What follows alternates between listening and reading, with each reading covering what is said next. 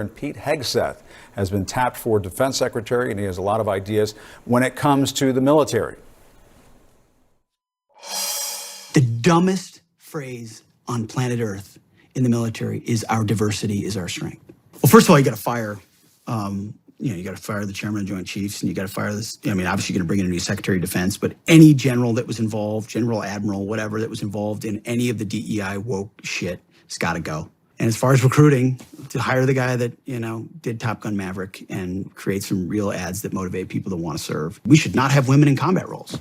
It hasn't made us more effective, hasn't made us more lethal, has made fighting more complicated. So there aren't enough lesbians in San Francisco to man the 82nd Airborne. Mm-hmm. And in trying to cater to that, they lost the boys from Tennessee and Kentucky and Oklahoma.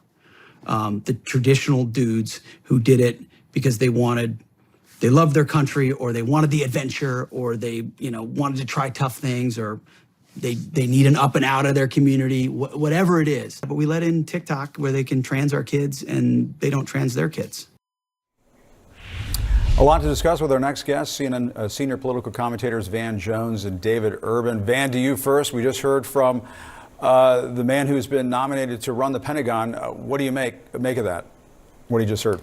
Well, I think, look, I don't, he looks great. I mean, but he sounds terrible. And I think that if it's not broke, don't fix it. There's this fiction that there's something wrong with America's military.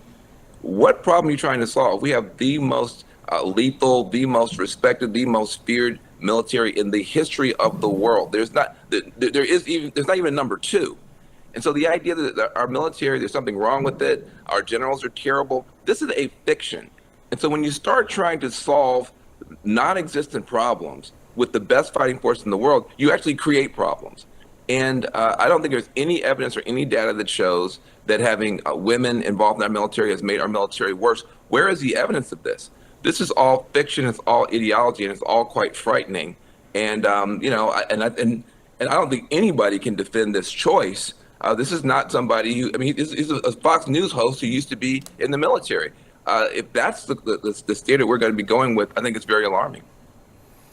David, is Pete Hegseth qualified to be the Secretary of Defense? Yeah, listen, so Jim, define, what are the qualifications? Where's the job description? Look, Pete Hegseth's a smart guy, Princeton undergrad, master's from Harvard, served a couple tours downrange, combat's been a veterans advocate for years. I think Pete Hegseth is as qualified as the next guy. Listen, the tape that you ran there, Jim, there's obviously some things in there I disagree with what he's saying. I agree with Van. The United States military is the best, most lethal fighting force in the world. They do incredible amounts of things right, but they do things wrong, and there's room for improvement. Listen, we all sat on this set and we watched the China spy balloon float, fecklessly across the United States, or float across the United States, and our military was kind of, sitting there not knowing what to do. There are. Is that because of a woke military?